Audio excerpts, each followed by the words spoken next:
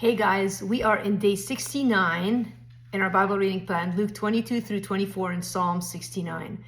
There is nothing I don't love about today's reading. It made me cry, it made me laugh. I just adore everything about it. And as we're getting close to Easter, what a great time of year to be reading the gospel and the story of the crucifixion and the resurrection of Jesus.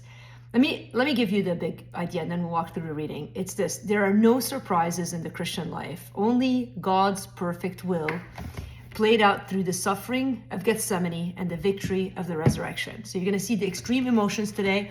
First of all, we kind of follow this betrayal. Judas it's just so sad to me that he's lived with Christ, been with him, and he doesn't get it. He misses it.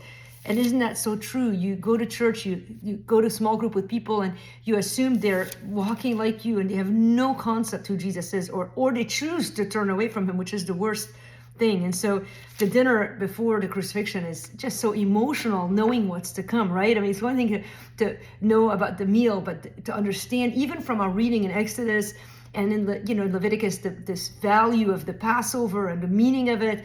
And now we're seeing it play out, and Jesus is going to be the Passover lamb. Think about that. And he knows it, and they don't get it. And it's just a heavy reading, and the breaking of the bread, and I love that. And in the middle of this gravity, the disciples are like, who's the greatest, right? So like us, like we have Jesus in us, with us. And all we care about is, God, am I going to get the job? Am I going to get the followers? Am I going to, get the success that I want? Am I going to, be successful in ministry? And on and on and on. So we need to ask God to focus our attention on the things that matter the most. We are so prone to wander.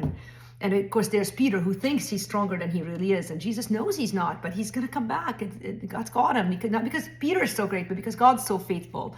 And then you get into, of course, the prayer at Gethsemane. This is just so important for us to understand how to fight temptation, how to survive in suffering. You watch and pray. And the disciples couldn't yet. They would later in their life, although there were times they still fell asleep.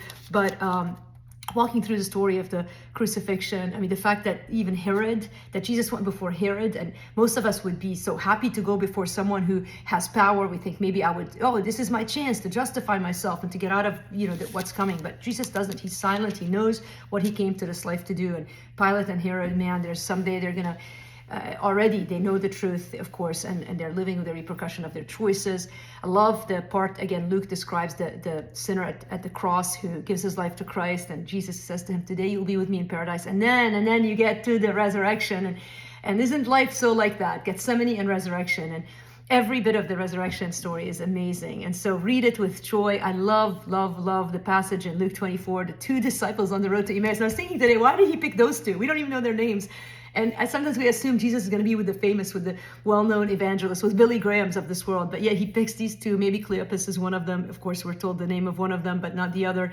And just the hopelessness and then the hope that Jesus gives them. And rejoice today. If you're walking through Gethsemane, resurrection is coming. And if you're whatever mood you're in, celebrate and rejoice in the fact that we serve a risen Jesus. I love him. I hope you do too. In fact, if you do, click the like here in the video. Love you guys.